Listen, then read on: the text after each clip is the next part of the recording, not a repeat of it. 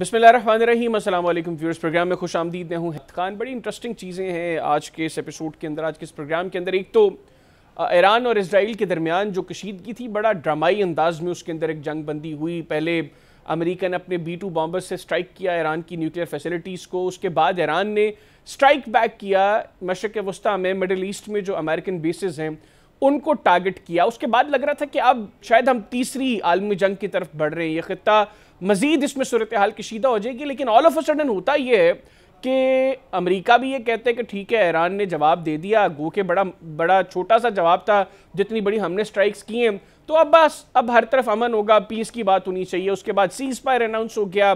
उसके बाद हमने देखा कि सीज़ फायर की वायलेशंस भी हुई दोनों तरफ से।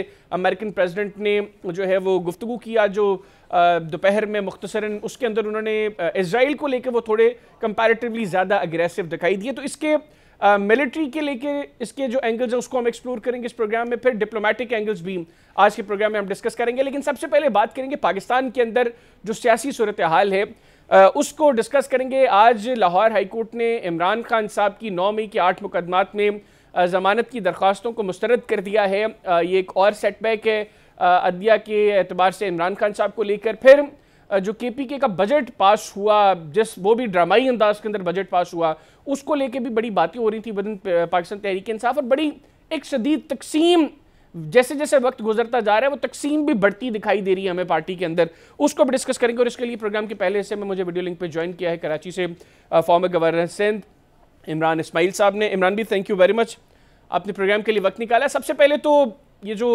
9 मई के 8 मुकदमात थे जिसके अंदर इमरान खान साहब की ज़मानतों की दरख्वास्त जो है उसको मुस्तरद किया लाहौर हाई कोर्ट ने। एक और सेटबैक है, एक तो मतलब अदलिया के लिहाज से इमरान खान साहब को कोई रिलीफ वहाँ से दिखाई नहीं दे रहा, ऊपर से उनकी टीम जिस तरीके से काम कर रही है।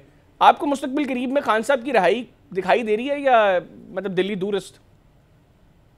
बिस्मिल्लाहिर्रहमानिर्रहीम। देखिए, मैं बड़े अरसे से ये जो पार्टी की जो बकिया लीडरशिप है इस वक्त बाहर, जिसके ऊपर इमरान खान साहब भरोसा करते रहे हैं और कर रहे हैं, उसको मैं क्रिटिसाइज़ करता रहा हूँ कि ये लोग अपने पर्क्स एंड प्रिविलेजेस एंजॉय कर रहे हैं और इनकी मौज लगी हुई है। अगर इमरान खान जेल में हो तो इनके तो मज़े हैं, ना कोई पूछने वाला है ना कुछ है, जो मर्जी फैसले करते रहें और बस चीखते चलाते रहें कि जी हमें मुलाकात नहीं करने दे रहे। ये इमरान खान की रिहाई, इमरान खान को रिहा करो से लेके इमरान खान से मुलाकात कराओ पे आए हैं। फिर इमरान खान से अच्छा हमारी मुलाकात नहीं कराते तो कम से कम लॉयर को मिलवा दो। ये यहाँ तक आ गए हैं और ये इस तरह रोज़ बरोज़ ये अपने जो इन्होंने प्रेशर बिल्ड करना चाहिए था उसको छोड़ के इन्होंने ये स्कम किया अगले सामने हुकूमत के प्रेशर के अंदर। और जो आज ये हुआ है, ये भी मैं समझता हूँ कि इमरान खान की लॉ टीम की एक बहुत बड़ी नाकामी है कि वो किसी एक केस में भी इमरान खान की जमानत नहीं करा सके, जो कि वहीं से केसेस थे इसके अंदर कोई खास वजन या कोई जान नहीं थी। और ये बड़े बड़े लॉयर्स, कभी कोई लंदन जा रहा है, कोई अमेरिका जा रहा है, कोई जापान जा रहा है, कोई किधर जा रहा है, और वो उधर इमरान खान जेल में पड़े हुए हैं। वहाँ से दूसरी दूसरी चीज़ जो है, जो सो कॉल्ड इमरान खान के सपोर्टर्स हैं अब्रॉड, उसमें कुछ लोग ऐसे हैं जो यूट्यूबर्स बन गए हैं, जो वहाँ से पैसे कमा रहे हैं। उनको भी मौज इसी पे लगी है कि वो इस्टेब्लिशमेंट को गाली दें, इमरान खान के लिए बात करें और वो सिर्फ अपने व्यूज़ को बेचें, उसको बढ़ाएं, और उससे उनको लाखों डॉलर्स की आमदनी हो रही है सालाना। तो वो वहाँ पे खुश हैं। तो सारे लोग अपनी अपनी जगह पे खुश हैं, खुशियाँ मना रहे हैं, सब लेकिन हंसी इमरान खुशी भाई, सारा आपने ये काम। जो पॉइंट्स हाईलाइट किए, आप मतलब आपकी गुफ्तगू से जो मैं अखज़ कर रहा हूँ कि आप इन सारी एक्टिविटीज़ से खुश नहीं हैं। खान साहब ने तो आज एज़ पर अलीमा खान साहिबा बड़ा अप्रिशिएट किया उन लोगों को जो सोशल मीडिया पर भरपूर तरीके से आवाज़ बुलंद कर रहे हैं, वो तो उनको अप्रिशिएट कर रहे हैं। सेकेंडली, जिस टीम के ऊपर खान साहब तकिया किए हुए हैं, आप भी देख रहे हैं पाकिस्तान तहरीक इंसाफ के वो लोग जो खान साहब के हवाले से कह लें कि संभव उनके लॉयलिस्ट कंसिडर होते हैं, वो भी बार बार क्रिटिसाइज कर रहे हैं कि जो मौजूदा क़यादत है पार्टी की, ये इस काबिल नहीं है कि वो खान साहब को बाहर निकाल सके। यानी प्रेशर बिल्डिंग टैक्टिक्स में जिस तरीके से उनको प्रेशर बढ़ाना चाहिए था, आप खुद बता रहे हैं कि वो स्केल डाउन हो रहा है। तो ऐसे में खान साहब क्यों उनके ऊपर तकिया किए हुए हैं? खान साहब क्यों इस हवाले से कोई फैसला नहीं कर पा रहे जिससे उनके लिए भी कोई बेहतरी हो? देखिए, ये तो खान साहब बता सकेंगे, लेकिन होता ये है कि जब आप जेल में होते हैं तो आपकी एक्सेस, लिमिटेड एक्सेस हो लोगों की, तो आपकी इंफॉर्मेशन भी लिमिटेड ही होती है। वो जाके बताते होंगे खान साहब को कि जी जब मैं कल निकला, मैं गुजर रहा था तो आवाम का एक जमे गफीर जमा हो गया और लोगों ने नारे लगाए और सर उन्होंने ये कहा और वो कहा, और जब ये धरने और ये रैलीज जब इन्होंने ऑर्गेनाइज किए, तो इन्होंने ये तो नहीं जाके बताया होगा कि जी वो मैंने ये ट्वीट की थी कि जी पाकिस्तान तहरीक इंसाफ इस वक्त हालत जंग में है, और जंगें जो है वो तदबीर से लड़ी जाती है, और तदबीर ये है कि मैं वहाँ नहीं पहुंचूंगा, अवाम वहाँ जरूर पहुंचे, क्योंकि मैं पहुंचूंगा तो अरेस्ट हो जाऊंगा। ये ये बकायदा ट्वीट है, ऑन रिकॉर्ड ये जी। ट्वीट है सलमान अकरम राजा की। तो अब Salman Akram Raja may be a very good lawyer, I have all respect for him, but वो पॉलिटिकल पॉलिटिकल सेवी नहीं है, उनको सियासत की समझ नहीं है कि सियासत कैसे करनी है। और वो ये सियासत भी कोई आम हालात की सियासत नहीं है, एक मुश्किल वक्त की सियासत है पाकिस्तान तहरीक इंसाफ के लिए। उसमें मुश्किल वक्त की सियासत में बहुत ही सियासी फहम के साथ फैसले करने होंगे। और मैं माजरत के साथ, सारे मेरे पार्टी के लोग हैं, पुराने जानने वाले हैं, लेकिन मैं माजरत के साथ उन सबसे कहता हूँ कि उन्होंने बिल्कुल, या तो वो कॉम्प्रोमाइज हैं या वो चाहते नहीं है कि इमरान खान बाहर निकले, और जो जो उनकी हरकत और सकनात है उससे यही नज़र आता है कि वो नहीं, इसमें इसमें इंटरेस्ट। आप क्रिटिसाइज जो है वो मौजूदा टीयर को सिर्फ कर रहे हैं, जो मौजूदा टॉप प्लेयर है, मतलब पार्टी के कह रहे हैं ऑफिस बेरर्स की। अदरवाइज देखें तो अली मोहम्मद खान साहब हैं, शानदाना गुलजार हैं, इवन अली अमीन गंडापुर हैं, वो चीफ मिनिस्टर हैं खैबर पख्तूनख्वा के। तवक्कुआत पर तो ये लोग भी उस तरह पूरा नहीं उतर पा रहे। नहीं नहीं, ये पॉलिटिकल माइंड जरूर हैं, लेकिन साइडलाइन हुए हुए ना। मुझे बताया कि अली अली मोहम्मद खान के पास क्या पोजीशन है पार्टी की कि वो फैसला कर सकें, या शानदाना गुलजार के पास क्या सर पोजीशन है यही तो पार्टी की, इम्पोर्टेंट सवाल है ना कि सर ये कैचर के खान पास साहब को क्या क्यों पोजीशन है नहीं पार्टी समझ में आ रहा कि ये वो लोग हैं जिन्होंने एक लंबा सफर मेरे साथ तय किया है, जो खान साहब की अप्रोच को समझते हैं, वो क्यों आज साइडलाइंड हैं, और मतलब खान साहब क्यों उनको फ्रंट फुट पर नहीं लेकर आ रहे? आपके की। आपके नहीं मुताबिक मालूम, आप क्या समझते हैं इसको?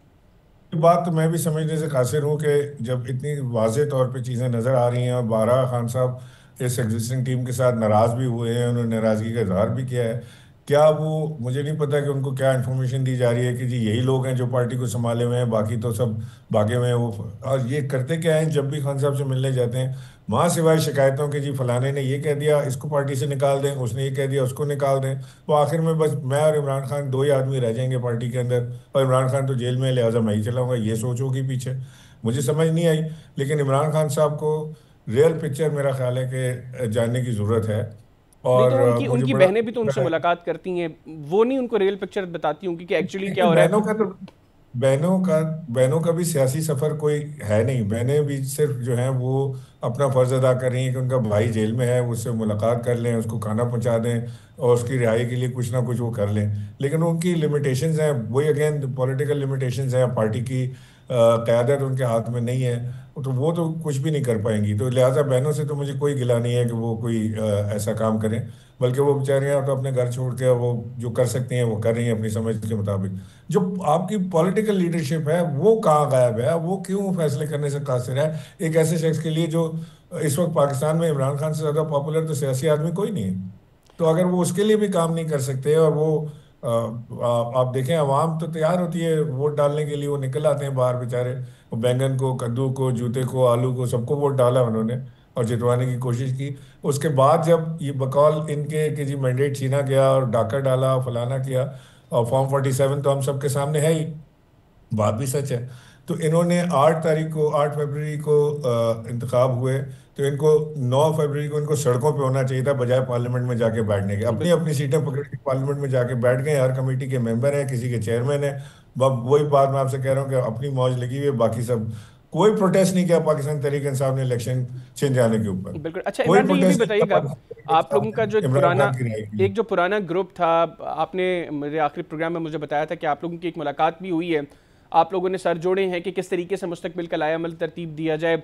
उसमें अगर मैं गलत नहीं हूँ तो आपने महमूद मौलवी साहब का जिक्र किया था, और भी कुछ प्रोमिनेंट लोग हैं, फवाद चौधरी साहब के हवाले से इत्तलात आ रही थी। तो वो ग्रुप अभी भी फ़ाल है? आप लोग अभी भी उस हवाले से कोई मतलब कोई थोड़ी सी प्रोग्रेस हुई है उस मामले में, पार्टी में वापसी के मामले में, और अदरवाइज भी इमरान खान साहब की रहाई के लिए कोई जॉइंट एफर्ट्स के लिए आप लोगों ने कोई लायामल तरतीब दिया, और उसमें कोई मजीद लोग भी शामिल हुए आप लोगों के साथ जो पुराने देखिए, लॉयलिस्ट हैं, खान साहब के साथी हैं? जहाँ तक पार्टी में वापसी का ताल्लुक है, वो तो सोल फैसला इमरान खान साहब का है। इन लोगों के अंदर ना तो ये इनके पास अथॉरिटी है ये काम फैसला लेने की, ना ये चाहते हैं कि वो लोग वापस आएं, क्योंकि इनकी चौधराट चैलेंज होती है। तो ना इनसे कोई उम्मीद है हमें, ना इनसे बात करनी है। बात तो इमरान खान साहब होगी, और इमरान खान साहब ही फैसला करेंगे इसका कि उन्होंने लेना है कि नहीं लेना। लेकिन इस वक्त जो सिचुएशन है जो आपने पूछा, तो कई दोस्त हैं जो साथ सर जोड़ के बैठते हैं, मीटिंग्स होती हैं, सारी चीज़ होती है, लेकिन ऑन ग्राउंड या कोई अमलन कोई ऐसी चीज़ वाज़े तौर पे मैं आपसे कहूँगा कि नहीं, अभी तक ऐसी डिसाइड हो सकी कि कौन सा रास्ता लेना है। लॉयर्स देखें, ये जो ग्रुप है इसकी भी अपनी एक रिस्ट्रिक्शंस आती हैं हर बार के जी। वो जब तक इमरान खान से इंडोर्समेंट नहीं मिलेगी, वो ग्रुप कितना फाल हो सकेगा। जब तक इमरान खान साहब वकला को चेंज नहीं करेंगे, दूसरे वकला को नहीं लाएंगे, तो ये क्या सुप्रीम कोर्ट में या हाई कोर्ट में जाके ये रिप्रेजेंट कर सकेंगे। तो वो सारी चीज़ें जाहिर है कि पाबंदी समझ लें एक तो इस नेचुरल। ग्रुप में इमरान भी आप बता सकते हैं कि प्रोमिनेंट लोग कौन कौन से हैं जो एफर्ट्स कर रहे हैं अपने तौर पर फिलहाल? बस अभी नाम ना लें, क्योंकि फिर लोग इधर उधर हो जाते हैं। अभी सारे के सारे जो हैं वो इस बात पे हैं कि वो खुल के भी सामने नहीं आ रहे कि वो जी अभी हमारा नाम ना है बाहर, अभी हमारा नाम ना है। वो जब हिम्मत पकड़ लेंगे तो बाहर आने की है, तो वो खुद आपके सामने मीडिया पे मौजूद होंगे हमारे साथ। लेकिन इस वक्त फवाद चौधरी, मैं, महमूद मौलवी और हमारे साथ तकरीबन 5-6 prominent names from Punjab specially and KP, वो हमारे साथ हैं। बिल्कुल ठीक हो गया। Thank you very much Imran भी, अपने प्रोग्राम के लिए वक्त निकाला। नाज़रीन, सीनियर सियासतदान और साबिक़ गवर्नर सिंध इमरान इस्माइल साहब हमारे साथ मौजूद थे। गुफ्तगू उनकी आपने सुनी। प्रोग्राम में एक ब्रेक लेंगे, ब्रेक से वापस आएंगे तो ईरान और इजराइल के दरमियान जो कशीदगी थी, जिसमें अब एज ऑफ नाउ तो सीज़ फायर अनाउंस्ड है, लेकिन वो किस हद तक मौसर रहता है इसको डिस्कस करेंगे। और मिलिटरीली इसमें कौन से एंगल्स हैं और डिप्लोमेटिकली कौन से एंगल्स, उनको एक्सप्लोर करने की कोशिश करेंगे कि ना जाएगा। Stay with us. जी, ब्रेक के बाद प्रोग्राम में दोबारा खुश आमदीद। ईरान और इजराइल के दरमियान जो ड्रामाई जंग बंदी हुई है, उसके बाद जंग बंदी की सीज़ फायर की खिलाफ वर्जियाँ भी हो रही हैं। अब सवाल ये है कि क्या ये ख़तरा इन दोनों ममालिक के दरमियान जंग का मुकम्मल तौर पर टल गया है या ये ख़ित्ता अभी भी हालत जंग में है। प्रोग्राम के हिस्से में इस पर गुफ्तगू करेंगे। फिर मोस्ट इम्पॉर्टेंटली इस जंग का से हासिल क्या किया, इजराइल ने क्या अचीव किया, जो बातें नेतन्याहू करता रहा है किस हद तक वो अपने मकासद में कामयाब हुआ है या शिकस्त को देखते हुए जो है वो जंग बंदी की तरफ आए हैं। इसको भी प्रोग्राम में डिस्कस करेंगे। और इसके लिए मुझे वीडियो लिंक पे ज्वाइन किया है पाकिस्तान के former interior minister and former governor Sindh lieutenant general retired Moinuddin Haider साहब ने। डिफेंस रिलेटेड इशूज़ को बहुत कीनली ऑब्जर्व करते हैं। जनरल साहब, थैंक यू वेरी मच, आपने प्रोग्राम के लिए वक्त निकाला। सर, सबसे पहले तो ये जंग बंदी हुई है या अभी भी ये रीजन हालत जंग में है? क्योंकि जंग बंदी की अनाउंसमेंट के बाद हम देख रहे हैं कि खिलाफ वर्जियाँ हो रही हैं। आज अमेरिकन प्रेसिडेंट ने दोपहर में जो गुफ्तगू की बड़े अग्रेसिव दिखाई दी है वो, और इजराइल को भी उन्होंने निशाना बनाया ईरान के साथ साथ उस गुफ्तगू के अंदर। ये मेरे ख्याल में कहना चाहिए कि जंग बंदी हो चुकी है। छोटी मोटी खिलाफ वर्जियाँ होती रहती हैं और जो हमारे नज़दीक मुल्क हैं ईरान के, जहाँ कल एयर स्पेस बंद कर दी गई थी, फ्लाइट शेड्यूल डिस्टर्ब हो गया था, बाय एंड लार्ज सब ने अपनी एयर स्पेस खोल दी हैं और नॉर्मल एयर ऑपरेशन जो है पैसेंजर प्लेन्स के वो शुरू हो गए हैं वहाँ पर। तो जिस तरह ईरान कह रहा है कि जी कुछ थोड़े बहुत जो था तोप के अंदर गोले रह गए थे, वो हमने कहा निकाल दें, चला दें, तो ये जंगबंदी पर मतलब कि हम सबका इत्तेफाक हो चुका है। नहीं तो आप समझते हैं कि अब मुकम्मल तौर पर चीज़ें सीज़ फायर के ऊपर हैं, जंग बंदी मुकम्मल है, या आपको मुस्तकबिल में दिखाई दे रहा है कि कोई शरारत इजराइल दोबारा कर सकता है ताकि इस खत्ते के अंदर जो है वो कशीदगी बरकरार रहे, और कोई फॉल्स फ्लैग ऑपरेशन कर सकता है जिससे अरब ममालिक और ईरान के दरमियान की कशीदगी बढ़े किसी तरह की? देखिए, इस वक्त तो मेरे ख्याल में थोड़ा बहुत जो है वो इजराइल रेस्ट पोजीशन में जाएगा, अपने आप को रिकूप करेगा। पहली दफा उनके मुल्क पर जो हमला हुआ है, उनके शहरी दरबदर हुए हैं, कोई जा रहा है अपने नीचे जो बंकर्स बनाए हुए हैं, कुछ मुल्क छोड़कर जा रहे हैं। तो ये पहली दफा उनको सही मानों में टेस्ट हुआ है कि जो कुछ वो दुनिया के साथ गाजा में या कहीं करते रहे हैं वो उनके साथ भी हुआ है। तो वो भी अपना जख्म चाट रहे हैं। उनके पास भी गोला बारूद, हालांकि अमेरिका उनको सप्लाई करता है लगातार, फिर भी कमी आई हुई है। तो दोनों साइडों को रेस्ट चाहिए था और मेरे ख्याल में दोनों सीज फायर की तरफ माइल भी थे, क्योंकि इसराइल का नुकसान कम नहीं हो रहा था, इसलिए अमेरिका भी उसको बचाने के लिए आ गया। और दूसरी जो उसको सबसे बड़ा था कि इसकी जो खतरा है हमें, वो ईरान के जो है ना जौहरी बम बनाने से है। तो वो भी अमेरिका ने हुज्जत तमाम करने के लिए एक कार्रवाई कर दी तीनों उसके जो न्यूक्लियर प्लांट जहाँ पर थे, तो तो वो भी काफी हद तक हो गया था।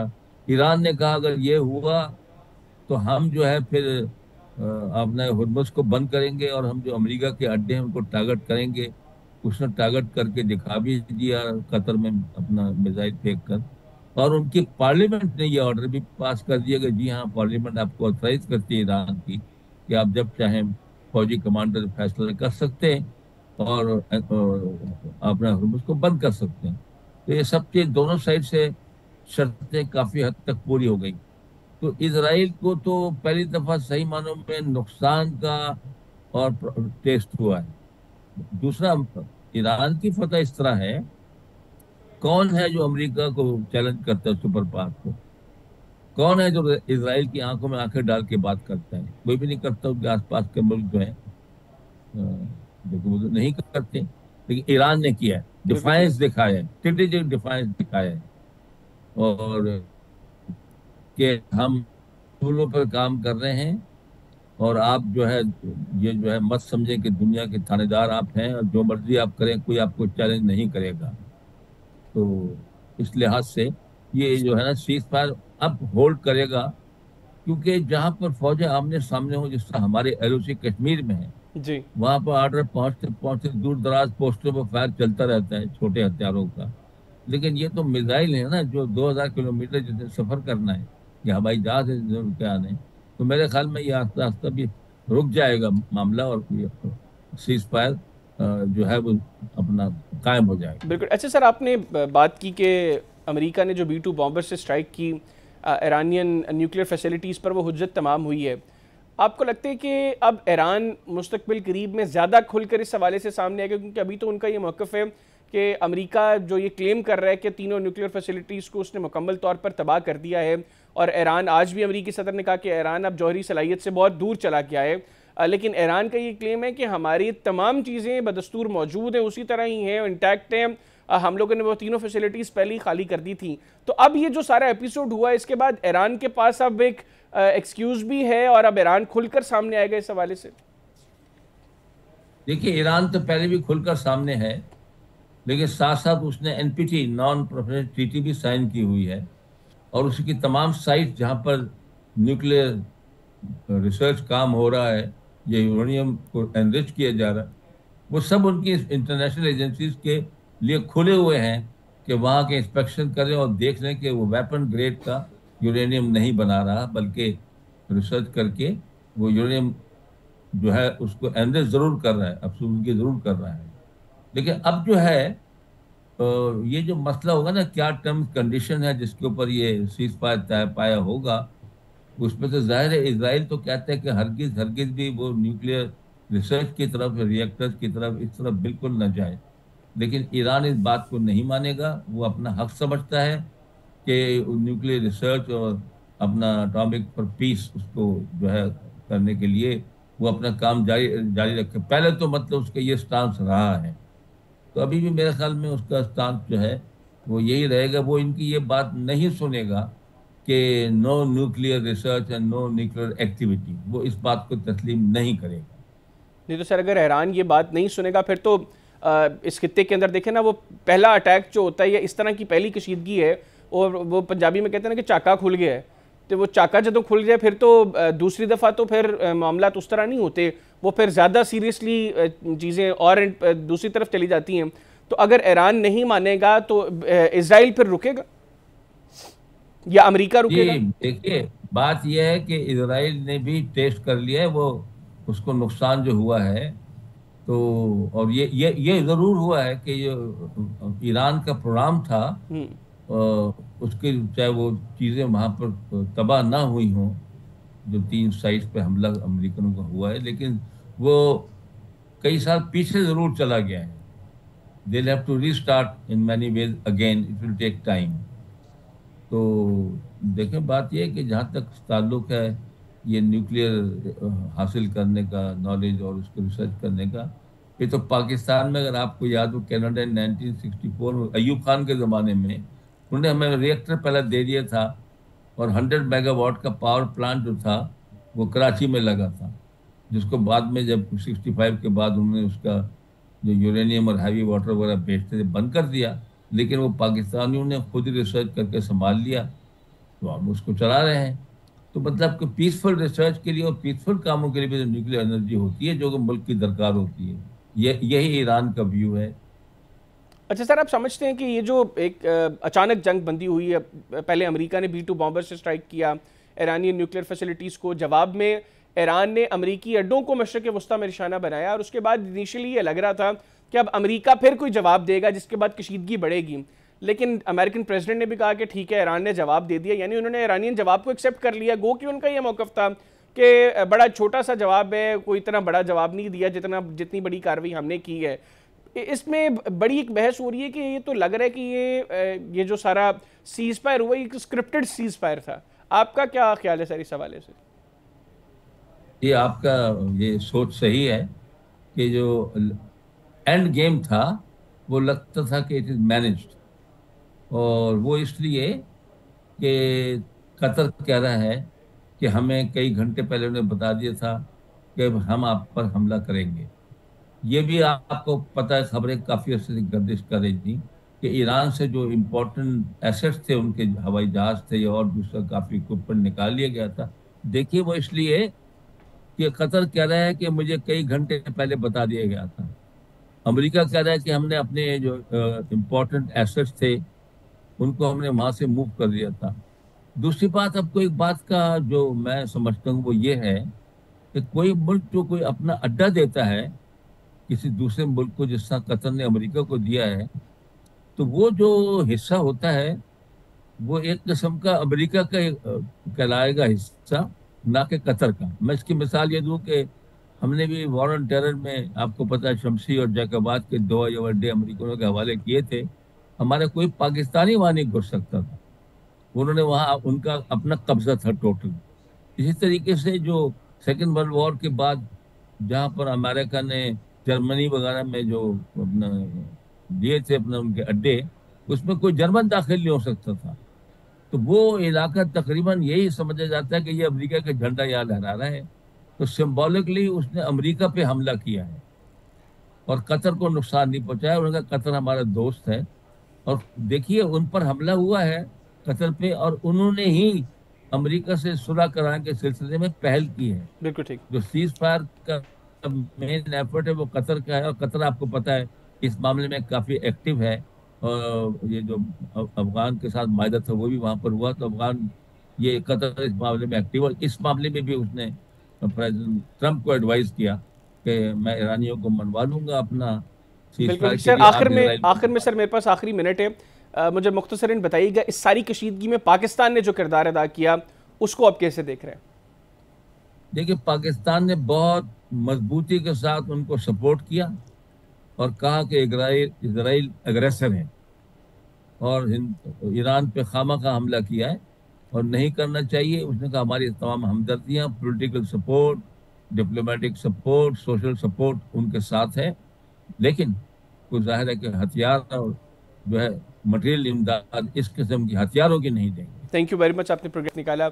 नाज़रीन, lieutenant general retired Moinuddin Haider साहब हमारे साथ मौजूद थे, गुफ्तगू उनकी आपने सुनी। प्रोग्राम में एक ब्रेक लेंगे, ब्रेक से वापस आएंगे तो इस सारे सिनेरियो का डिप्लोमेटिक एंगल एक्सप्लोर करेंगे कि डिप्लोमेसी ने कितना इंपॉर्टेंट रोल प्ले किया और कैसे प्ले किया है इस सारी कशीदगी को एंड करने में, या अभी तक जो सीज फायर है अगर ये बरकरार रहता है तो इसमें डिप्लोमेसी का कितना इंपॉर्टेंट रोल था, इसको डिस्कस करेंगे। कहना चाहिएगा, स्टे विद अस।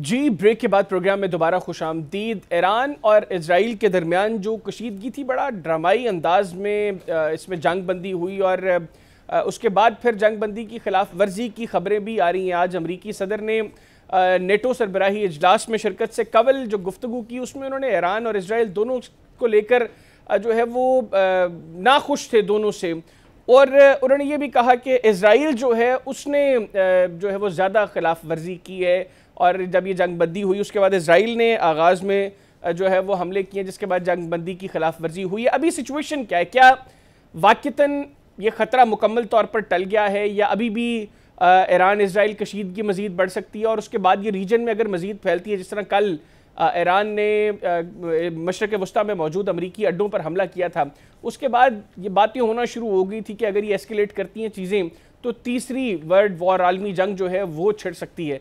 इसके ऊपर भी प्रोग्राम में डिस्कशन करेंगे और इसके लिए मुझे वीडियो लिंक पे ज्वाइन किया है जमील अहमद खान साहब ने, सीनियर डिप्लोमेट है farmer. Sir thank you very much, आपने प्रोग्राम के लिए वक्त निकाला। जमील साहब, सबसे पहले तो बताइएगा, बड़ा एक ड्रामाई अंदाज था ईरान और इसराइल के दरमियान जो जंग बंदी हुई। हमने देखा कि पहले अमेरिका ने ईरान की जौहरी तनसीबात पर हमला किया, जवाब में ईरान ने जब मशरक़ वस्ता में मौजूद अमरीकी अड्डों को निशाना बनाया तो एक्सपेक्ट ही किया जा रहा था कि अब अमेरिका भी एग्रेसिवली जवाब देगा, लेकिन डोनाल्ड ट्रंप ने जो ट्वीट किया उन्होंने कहा ठीक है ईरान ने जवाब दे दिया, गो कि वो बहुत बड़ा जवाब नहीं है, लेकिन ठीक है अब पीस होगा, अब अमन होगा और दोनों ममालिक जो है वो जंग बंदी करें। उसके बाद एक ये भी बहस हो रही है कि ये शायद बड़ा स्क्रिप्टेड मामला था सारा। आप इस सारे सिनेरियो को कैसे देख रहे हैं? जी हाँ, मेरा ख्याल है कि इस तरफ तवज्जो ज़्यादा जाती है स्क्रिप्टेड मामले की तरफ, और इसको कहते हैं डिप्लोमेसी। इनफैक्ट मैं आप के नाज़रीन के लिए ये बयान करता चलूँ कि 2023 में जब कासिम सुलेमानी को शहीद किया गया था तो उस वक्त भी ईरान ने बहुत ही जचे तुले अंदाज में बड़े कैलिब्रेटेड और डिप्लोमेटिक तरीके से नेगोशिएशन के बाद अरबील जो उनका अड्डा है, बेस है अमेरिकन का, पहली दफ़ा अमेरिकन की किसी बेस पर किसी दूसरे मुल्क ने हमला किया उस अंदाज में जितने कि 22 या 23 के करीब मिसाइल्स दागे गए, और ऐसी जगह पे मिसाइल्स दागे गए कि जिसमें बहुत थोड़े से कोई बंकर वगैरह टूटे, कुछ 2-4 लोग जख्मी हुए। तो बात फिर क्योंकि उसका जवाब नहीं दिया अमेरिका ने, तो बात उधर खत्म हो गई। कल भी इसी तरीके से, और इससे पहले एक और चीज मैं जिक्र करता चलूं कि जो सीरिया में सफारत खाना यानी कि काउंसलेट पर जब हमला किया था इजराइल ने, तो उस वक्त भी ईरान ने कहा था कि हमारी सॉवरेनिटी पर हमला हुआ है और हम यकीनन अपना हक इस्तेमाल। उन्होंने कोई 14 दिन लिए उसका जवाब दिया, लेकिन that was well negotiated, well calibrated through Oman, through some other friendly countries, और उसके बाद बंजर इलाकों में मिसाइल दागे गए ईरान की तरफ से, और इजराइल ने भी बंजर इलाकों में मिसाइल दाग दिए। बात आई गई हो गई, दुनिया भी खुश, इजराइल भी खुश, ईरान भी खुश। वो क्यों हुआ? उस वक्त तक कम अज कम एक ये थ्रेशोल्ड नहीं आया था बकौल बेंजामिन नेतन्याहू के प्राइम मिनिस्टर इजराइल के। उस वक्त तक उन्होंने ये अनाउंस नहीं किया था कि इजराइल जब चाहे 9 के करीब 9 से 10 बम बना सकता है, असेंबल कर सकता है, ईरान बना सकता है। इजराइल ने ये इल्जाम लगाया उनके नेतन्याहू ने। तो उसके बाद खलबली से मच गई, और उसके बाद फिर मेरे तजज़िये के मुताबिक ये जो शिद्दत आई इसमें हमलों में, अचानक ही हमले शुरू हो गए, अचानक उसमें शिद्दत आती रही, अचानक उसमें 200 जहाज आ गए और उन्होंने कुछ 70 बैटरियों को तबाह कर दिया, जिसका मतलब ये था कि ईरान को उस नहज पर पहुंचा दिया जाए कि जब असल B-2 बम्बर आए या मजीद उनकी 3 फैसिलिटीज जो है उनको तबाह करने के लिए जब जहाज आए और बंकर बस्टर बम आए, तो उस वक्त कोई ऐसी सलाहियत ना हो ईरान के पास कि जिससे वो नुकसान पहुंचा सके उसको। तो बतदरीज उसको मेलो डाउन करते करते और उसके बाद फिर B-2 बम्बर आए। तो असल तो ये इसको देखना इस तनाजुर में है कि मकसद क्या था इस तमाम जंग का। मकसद ये था जो कि पहले से नेतन्याहू बयान करते रहे, जो कि डोनाल्ड ट्रंप ने अगर पिछले 15 या 20 दिन का किया जाए बयानात का, तो अंदाजा हो जाएगा कि वो कहते थे कि जैसे ये तो हम कभी किसी सूरत में न्यूक्लियर नहीं होने देंगे और ईरान को हम जो है उस पर हमला करेंगे। सर ये जो आपने सर मकसद की बात की, मैं इसके ऊपर भी आता हूँ, लेकिन उससे पहले ये जो जंगबंदी की बातें हुई, अमेरिकन प्रेसिडेंट ने कहा कि हम जो है दोनों ममालिक के दरमियान अब जंगबंदी होगी और 12 घंटे का वक्त दिया, और उसके बाद हमने ये देखा कि इजराइल के अंदर अलर्ट्स हुए और ईरान ने फौरी तौर पे कहा कि ईरान ने ऐसी कोई कार्रवाई नहीं की इजराइल के खिलाफ।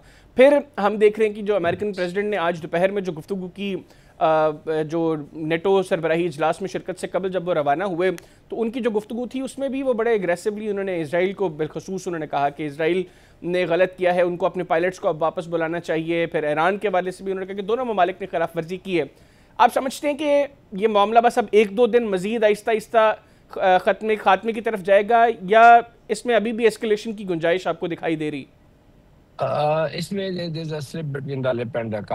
फ्रेजाइल मामला है बिल्कुल, क्योंकि अभी देखना ये है कि मकसद का जिसका मैंने जिक्र किया उसका यही वजह थी उसकी कि इजराइल क्या वो समझता है के जो फैसिलिटीज़ हैं, जिस तरह डोनाल्ड ट्रंप कह रहे हैं कि बंकर बस्टर्स से वो बिल्कुल तबाह हो गए हैं, अब ईरान उसे इस्तेमाल नहीं कर सकता है। अगर ऐसा है तो फिर ख़त्म हो गई जंग, फिर नेतन्याहू समझ जाएंगे। आज आपने देखा कि डोनाल्ड ट्रंप कितने गुस्से में है। फिर इसका मतलब ये होगा कि नेतन्याहू पर बॉटम अप प्रेशर, अपने मुल्क का प्रेशर हो रहा है, उनको अपनी कुर्सी खिसकती हुई नजर आ रही है, तो उस पर वो चाहेंगे, क्योंकि उनकी कुर्सी बच रही थी। उसी सूरत में ये एक उसका एंगल है, लेकिन बहुत बड़ा एंगल है कि नेतन्याहू तो उसके बाद जो उन पर केसेस हैं, तो उनको जेल जाना है, जैसे पहले इजराइल के एक प्राइम मिनिस्टर जेल जा चुके हैं। तो उस लिहाज से, उसकी लिहाज से उन्होंने ये कोई एक एडवेंचर करने की कोशिश की हो। और आपने देखा कि डोनाल्ड ट्रंप कितने इसमें गुस्से में थे, और जब वो जा रहे थे, और उन्होंने एक ऐसा लफ्ज इस्तेमाल किया जो टीवी स्टेशन पर इस्तेमाल, टीवी चैनल पर इस्तेमाल भी नहीं हो सकता। तो उस लिहाज से बड़े, तो उस लिहाज से उनके गुस्से का इजहार, क्योंकि वो अपने गुस्से पर काबू अपने चेहरे के अक्स से नहीं रख सकते और अपने अल्फाज से नहीं रख सकते, तो अंदाजा हो गया। लेकिन बहरहाल उनका गुस्सा ज्यादा इजराइल की तरफ था, ईरान की तरफ तकरीबन न होने के बराबर था, क्योंकि ईरान पर तो इल्जाम इजराइल लगा रहा है, जाहिर है उसका भी कोई हासिल मकसद होगा कि क्यों लगा रहा है। अच्छा सर, इससे पहले जिस वक्त इजराइल ने पहला हमला किया था ईरान पर, उसके बाद इस खदशे का इजहार किया जा रहा था, बहुत से जो डिफेंस रिलेटेड एक्सपर्ट्स हैं वो ये बात कर रहे थे कि अब इजराइल इस जंग को मज़ीद तूल देने के लिए इस खित्ते में फॉल्स फ्लैग ऑपरेशंस करेगा। अभी हमने देखा ये 11-12 रूस का जो कशीदगी थी या जंग थी दोनों ममालिक के दरमियान, उसका एक जिस ड्रामाई अंदाज में उसमें जंग बंदी अनाउंस हुई है, आपको लगता है कि ये जो अभी इजराइल अलर्ट्स दे रहा है और बार बार ईरान के ऊपर इल्ज़ामात लगा रहा है, या मुस्तकबिल में अगर इजराइल एस्केलेशन चाहता है तो वो मिडल ईस्ट में कोई फॉल्स फ्लैग ऑपरेशंस कर सकता है ताकि कशीदगी बढ़े ईरान के दरमियान और जो दीगर अरब ममालिक है उनके दरमियान? नहीं, वो तो वतीरा रहा है मसाद का, मसाद ये काम करता रहा है। लेकिन अमेरिका के मामले में, क्योंकि उनकी इंटेलिजेंस भी बहुत इस मामले में फाल है और उनको अंदाजा हो जाएगा, तो अमेरिका के हवाले से करना ये इजराइल के लिए और नेतन्याहू के लिए मुश्किल हो जाएगा। लेकिन अदरवाइज बाकी तमाम मामलात में वो करते रहे हैं और इसमें भी कर सकते हैं। तो लिहाजा कोई और बहाना तलाश कर सकते हैं। देखिए, उनके पास ये काफी बहाना है, जो कि वो पिछले कोई 15-20 साल से, एक दफा तो जनरल असेंबली में पूरा नक्शा उन्होंने दिखलाया और बताया कि ईरान कितनी जल्दी बम बना सकता है। तो उस लिहाज से असल तो ट्रिगर पॉइंट वही है, क्योंकि पता है इजराइल को कि अगर कोई मुल्क सबसे मजबूत उनको आंखें दिखलाने वाला रह गया है इस पूरी दुनिया में, तो वो ईरान रह गया है। बाकी नेटो के 57 ममालिक का तो हमें इल्म है कि वो क्या आंखें दिखला सकते हैं और क्या अमल ले सकते हैं, क्योंकि उनके जितने रेजोल्यूशन इससे पहले पास हुए हैं या जितना उनका अमल है अपने चार्टर के तहत, उसमें जिस हिसाब से, नरमी के हिसाब से चलते रहे हैं, अपने ही चार्टर की अमलदारी नहीं कर सके नेटो ये OIC के मेंबरान। तो फिर आप देखिए, नेटो में जा रहे हैं आज 9,000 आदमी, शमूलियत होगी 9,000 अशखास की। इसमें नेटो में कुछ 46 के करीब head of the countries and head of government वहाँ मौजूद होंगे, और ये उनकी एक यकजहती की मिसाल है कि नेटो में भी देखिए वो क्या क्या फैसले करते हैं, किस लिहाज से करते हैं, बड़े अहम मौके पर। बिल्कुल ठीक सर, ये जो आपने पॉइंट हाईलाइट किया, ये बड़ा इंपॉर्टेंट पॉइंट है, मैं इसके ऊपर भी आऊँगा, लेकिन उससे पहले मुख्तसरन, क्योंकि मेरे पास वक्त कम है, मैं 2-3 चीज़ें क्विकली आपके साथ डिस्कस करना चाहता हूँ। एक तो सर बताइएगा, आपने कहा कि मकासद जो आपने आगाज़ में जिक्र किया इजराइल के या नेतन्याहू के मकासद, अपेरेंटली 3 चीज़ें दिखाई दे रही थी। एक तो ये कि नेतन्याहू ये चाहता था कि इजराइल की जो न्यूक्लियर फैसिलिटीज़ हैं उनको तबाह कर दिया जाए ताकि उसका जौहरी प्रोग्राम जो है वो ख़त्म हो जाए, वो जौहरी सलाहियत ईरान की ख़त्म हो जाए। दूसरा, नेतन्याहू ये चाहता था कि ईरान में रजीम चेंज हो और आयतुल्लाह खामनाई साहब जो हैं, इनका जो पूरा सेटअप है वहाँ पे वो तब्दील हो जाए। तीसरा जो है वो जिस तरह उसकी पॉपुलैरिटी इजराइल में बतदरीज घटती जा रही है, तो वो अपने इक़्तिदार को तूल देने के लिए भी इस जंग को चाहता था कि इस जंग में इजराइल कुछ ऐसा करे जिसकी बुनियाद पर वो अपने इक़्तिदार को तूल दे सके। पहले 2 मकासद में तो अपेरेंटली इजराइल और अमेरिका नाकाम दिखाई दे रहे हैं, ना तो रजीम चेंज हुआ, और जो उनकी जौहरी सलाहियत से मुतल्लिक आज भी प्रेसिडेंट ट्रंप ने बात की, ईरान तो मुसलसल ये कह रहे हैं कि हम लोगों की जब न्यूक्लियर फैसिलिटीज़ को टारगेट किया गया था नेतन्स में, इस्फहान में और फर्दों में, उससे पहले तीनों फैसिलिटीज़ को एवैक्यूएट कर दिया गया था, खाली कर दिया गया था। तो हमारी जो जौहरी सलाहियत है वो उतनी ही अभी भी मौजूद है जितनी पहले थी। तो आपको लगता है कि इन तीनों मकासद के अंदर नेतन्याहू नाकाम रहा है, या समहाउ किसी हद तक उनको कोई कामयाबी मिली है इस 12 दिन की जंग के अंदर? जी, पहले दो मकासद का तो मकसद एक ही था ना कि किसी तरह ईरान को इस नहज पर पहुंचा दिया जाए कि ईरान की तरफ से कोई खदशा और खतरा ना रहे इसराइल को। पहला तो यही था, दोनों दोनों मकासद। दूसरा तीसरा सियासी मकसद था, नेतन्याहू की गवर्नमेंट कायम इसी पर है जब तक जंग चलती रहे, और जब तक जंग की वजह से इत्तेहाद बाकी रहे वहाँ के इत्तेहादियों में और वहाँ के अवाम में। अब आपने देखा कि सुबह से लेके अब तक कितने जुलूस जल से निकले हैं वहाँ नेतन्याहू के खिलाफ।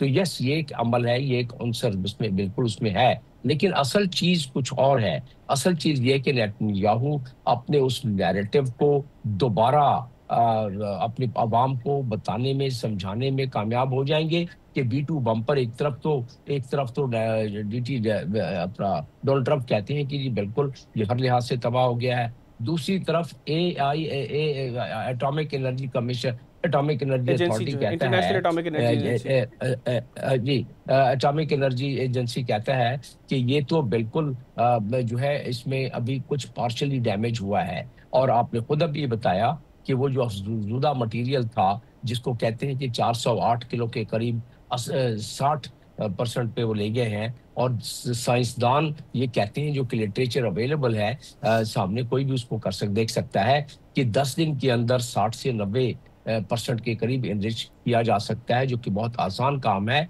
तो इस फहान में जो उनका फैसिलिटी डैमेज हुई है उसकी वजह से ये डिले तो हो सकता है, खत्म नहीं हो सकता है, क्योंकि इस फहान में जो उनकी फैसिलिटीज है वो उसमें uranium metal spherical and cylindrical core उसको दिया जाता है। ये 6 से 10 केजी का वजन होता है, जिसको कि वार हेड में कन्वर्ट